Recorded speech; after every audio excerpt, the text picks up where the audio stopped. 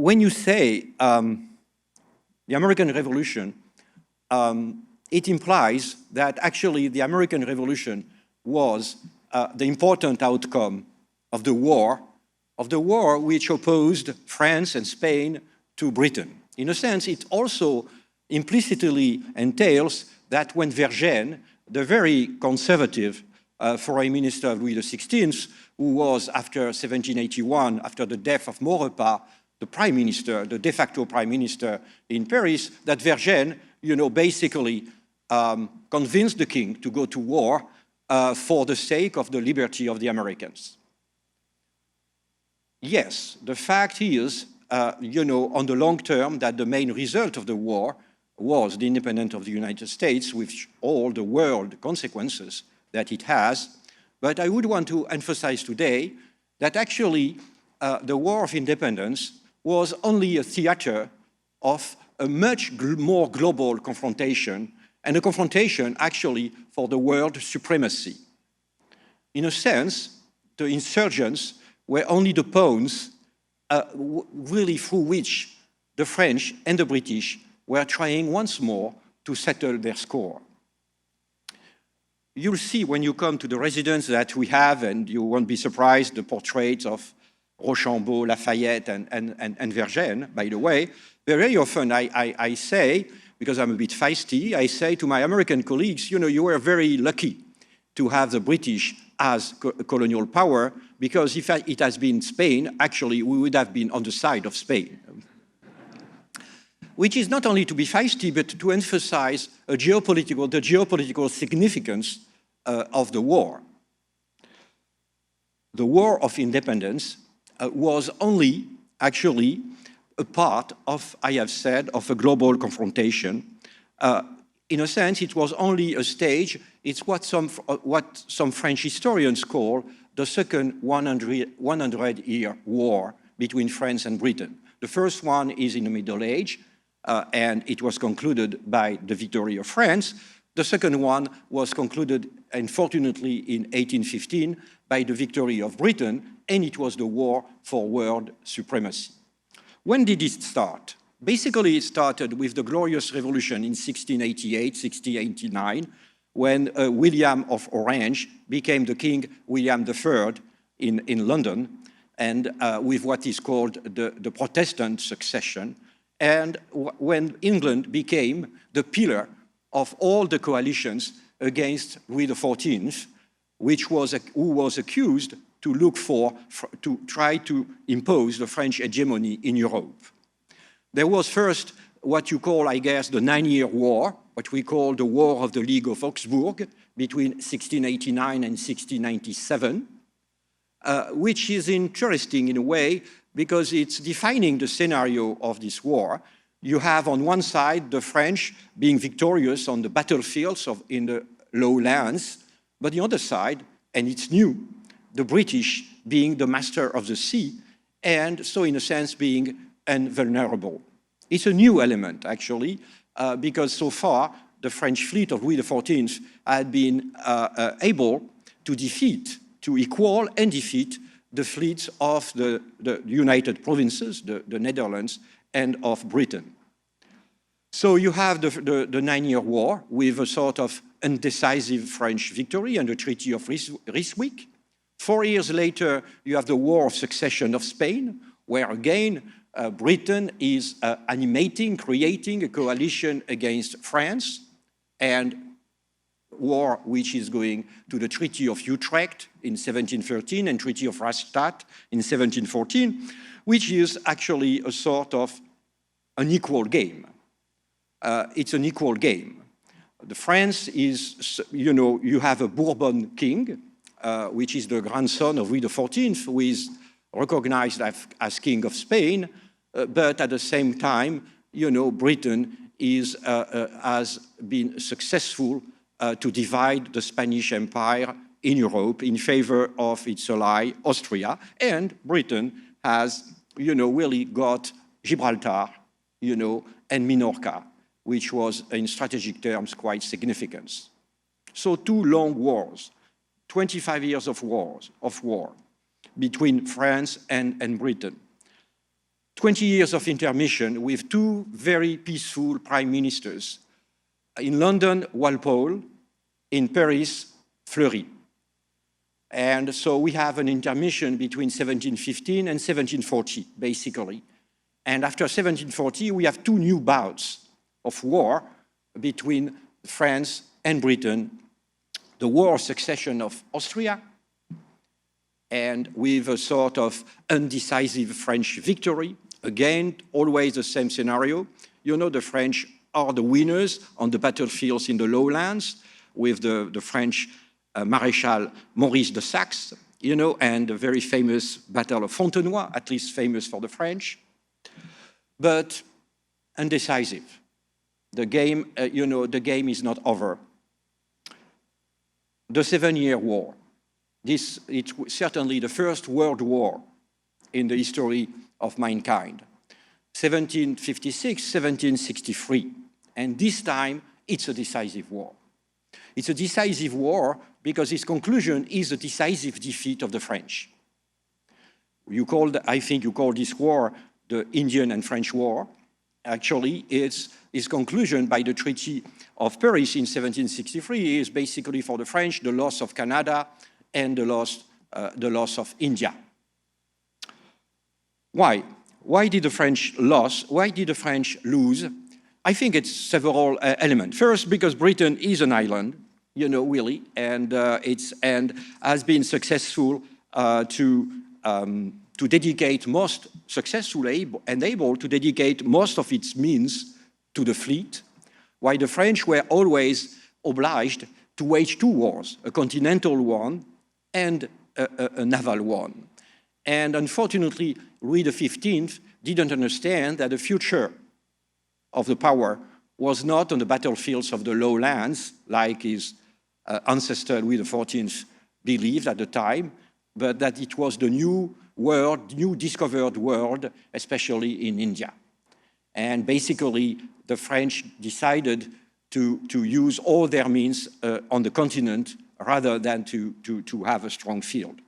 The second one was, and we will have this topic coming back during the war of the American Revolution, was the financial problems. The French monarchy has never succeeded to build a financial instrument the way the English did with the Bank of England created in 1694. Actually, in the 18th century, the money cost, in terms of the rate of interest paid, 3 times more to the French monarchy than to the English. And this financial problem was certainly a major cause of the French failure. While actually people forget that at the time, France was 3 times more populated than England, and its GDP was twice, at least twice the English GDP. So in theory, France has the mean to defeat the US, not Britain. And last element, I think the mediocrity of Louis XV and all the ministers and the generals of the time compared to a man like, for instance, William Pitt the Elder, you know, really where you feel that you have another dimension. And I forget, as for Canada, the simple fact that there were 2 million of inhabitants in the English America and 60,000 in the French Canada, which from the beginning, you know, you could conclude that it was better not to have a war between the two. So 1763, clear British victory. But what is striking is that in France, the humiliation is deeply felt at a time that we can, in a sense, feel, maybe for the first time, a real national spirit. There is, you know, before people were thinking of dying for the king, really, you see, at the end of the 18th century, the idea of the fatherland, the idea of France, and not only in France, as the country beyond the person of the king, which is really appearing. And actually, the defeat of the 7-Year War was also an element of the unpopularity of the late Louis XV. And for the military historians here, if you look at the French fleet during the French Revolution, you see the name of some of the ships we had. You know, you had Bretagne, Brittany, Bourgogne, Burgundy. You had Languedoc, you had the city of Bordeaux, the city of Marseille. You have a lot of these ships who have these names. Why? Because actually the cities and the provinces paid for building this ship. There was a spontaneous mobilization of the French public opinion after 1763 simply to prepare the revenge. So what is striking in the France of the 60s is the will to get a revenge. The French don't consider that, as we say in French, la messe est dite, that the mass has been said. We consider that really next time there will be a French victory. The first opportunity for this revenge could have been actually the first crisis of the Falkland Islands, because actually the Falkland Islands crisis that all of us do know started in 1768, 1769. These islands, which were called at the time les Malouines, you know, are the inhabitants of Saint-Malo, were French islands because they had been discovered by French sailors, but they have been ceded to the Spanish ally. And in 1768-69, the British land on Las Malvinas, on the Spanish islands. There is a crisis to the point that people believe that there could be a war between Spain and England. And considering the alliance between Spain and England, between Spain and France, which is called the Family Pact, because you have the Bourbons, who are in Madrid and who are in Paris, it would have meant the famous War of Revenge. At the time, Louis XV concluded that France was not ready. He was facing a major domestic political crisis, and he decided eventually first to get rid of the minister, Choiseul, who was in favor of a war, and he wrote to his cousin, the King of Spain, Charles III, to tell him that unfortunately he couldn't support Spain in the case of war. And Charles III concluded at the time that he had to cave in front of the English ultimatum. So it's 1770. So came the opportunity offered by the insurgents. And if I have insisted on this geopolitical, with brush stroke, this geopolitical history is to make you understand that when the insurgents start to fight the English, the question in Versailles is not at all, really the future of the Americans, the liberty of Americans, the liberty of the happiness of the world, but it's simply to wonder whether it's not the right opportunity to get our revenge. And that's the reason why, in the beginning of the war, the French are cautious, are bringing a sort of indirect support, bringing an indirect support to the insurgents. There is the very famous story of Beaumarchais. In a sort of very traditional way, the French Secret Service is really trying to channel weapons and money to the insurgents, especially from the French West Indies. But in Versailles, it's wait and see. It's wait and see, and very often it has been argued, but I think the specialist will tell you whether it's right or wrong, that the victory of Saratoga in 1777, the insurgents' victory of Saratoga, could have been the moment when the French concluded that, after all, these insurgents were serious fighters and that we could go to war, and we went to war with Spain. But if we went to war with Spain again, You know, I have the highest respect for the Marquis de Lafayette, you know, really, even if he was not the brightest politician that we have ever had. But he was handsome and courageous and young, which are three qualities that I recognize. And you can be handsome, young, and courageous without being very intelligent.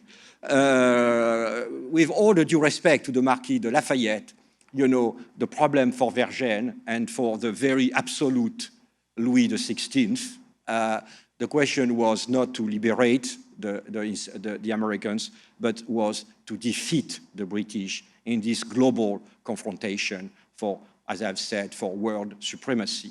And the war was not only waged on this continent, the war was also waged everywhere.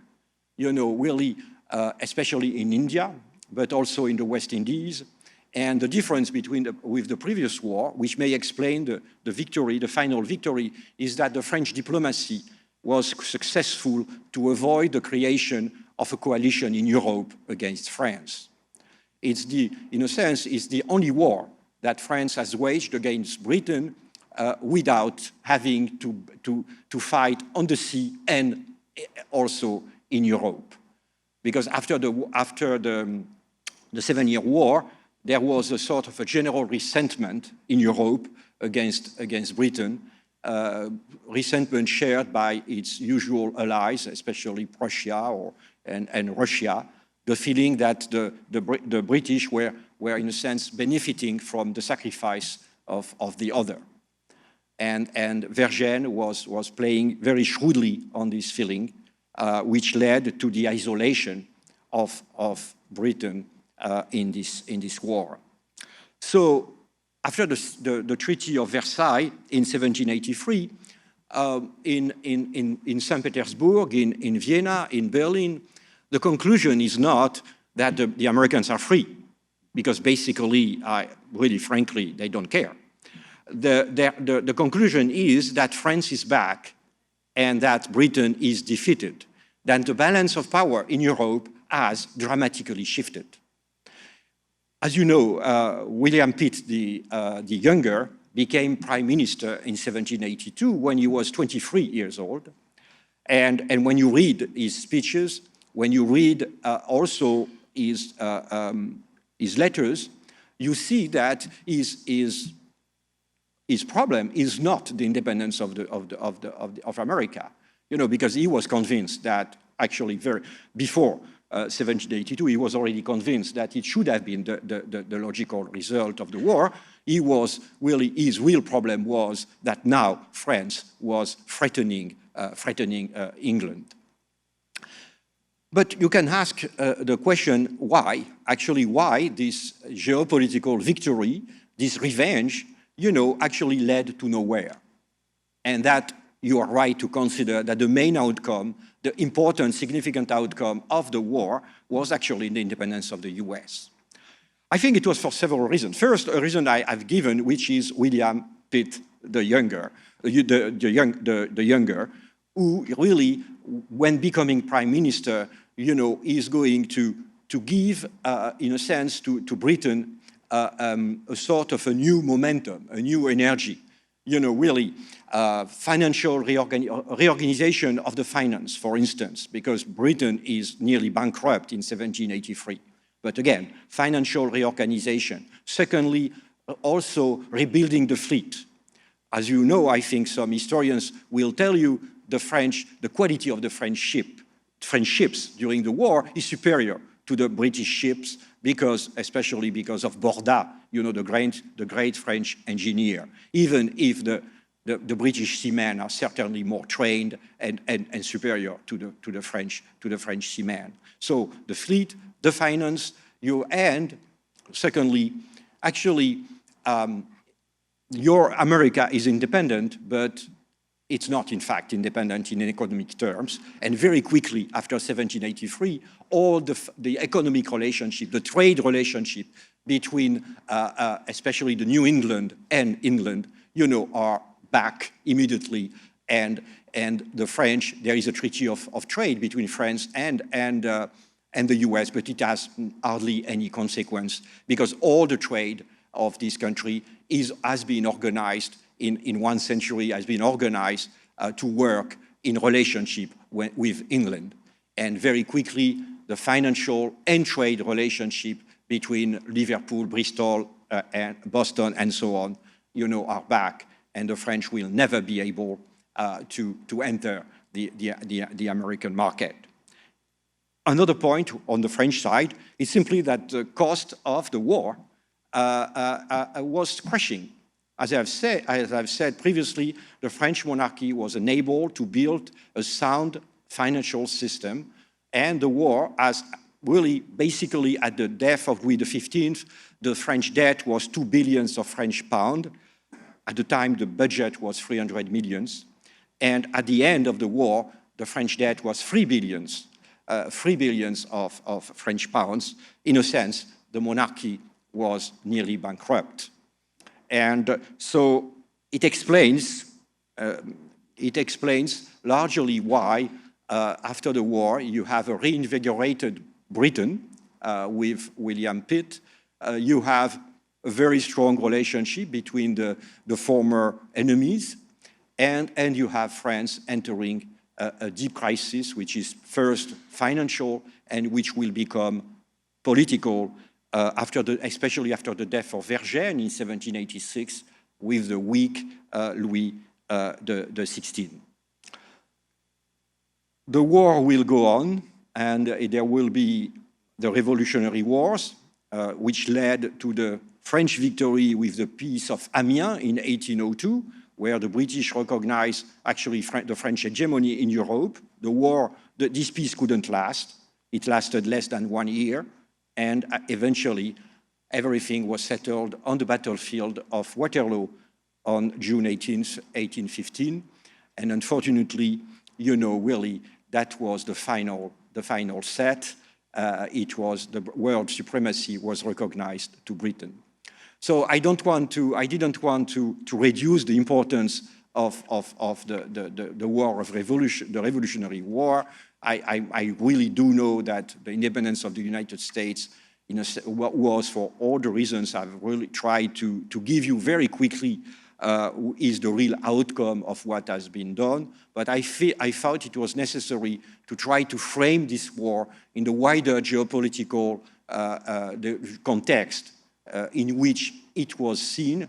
It was seen in Versailles, but it was also seen largely in Madrid, in London, St. Petersburg, Vienna, as this incredible and long 100-year war that we had with our British friends. I remind you what Spencer, the English poet, said in the 16th century: France, our sweet enemy. But we have also to recognize that since 1815, we have never been at war with our British friends, which doesn't mean that we have always been friends, but mainly we have been friends with Britain as we have been with the United States. Thank you very much.